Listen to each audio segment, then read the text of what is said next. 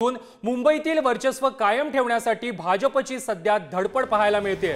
लोकसभेतील निराशाजनक कामगिरीनंतर कार्यकर्त्यांना जवळ करण्याचा सध्या भाजप नेत्यांचा प्रयत्न सुरू आहे।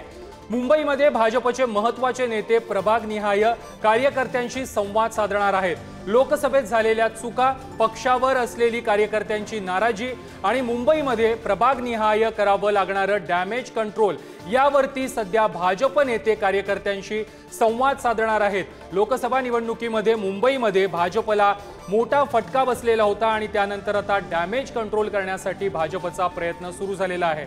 या संदर्भात अधिक माहिती देत आहेत आमचे प्रतिनिधी ओम देशमुख।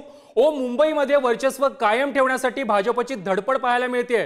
लोकसभेमध्ये फटका बसला, तोच फटका आता विधानसभेत बसू नये म्हणून कार्यकर्त्यांशी संवाद साधण्याचा प्रयत्न भाजप नेते करतायत। काय अधिकची माहिती आहे? प्रथमेश, अगदी बरोबर आहे। जसं तू म्हणालास की लोकसभेत फटका बसला तो विधानसभेत बसू नये यासाठी भाजपकडनं काळजी घेतली जाते। खरं तर भाजपकडनं धडपड केली जाते मुंबईतलं वर्चस्व कायम ठेवण्यासाठी। खऱ्या अर्थानं 4 जूनच्या निकालानंतर भाजपमध्ये खऱ्या अर्थानं अस्वस्थता पसरली। त्यानंतर बैठकांचं सत्र सुरू झालं, मात्र कार्यकर्त्यांना उभारी कशी द्यायची याबाबत अद्याप कुठलंही ठोस उत्तर आम्हाला मिळालेलं नाहीये। अशा प्रकारची भावना भाजपच्या नेत्यांमध्ये आहे।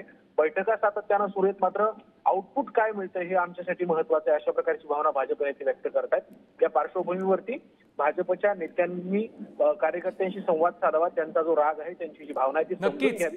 नक्कीच ओम, तुमचा मुद्दा कळलेला आहे। धन्यवाद तुम्ही दिलेल्या सविस्तर माहिती संदर्भात।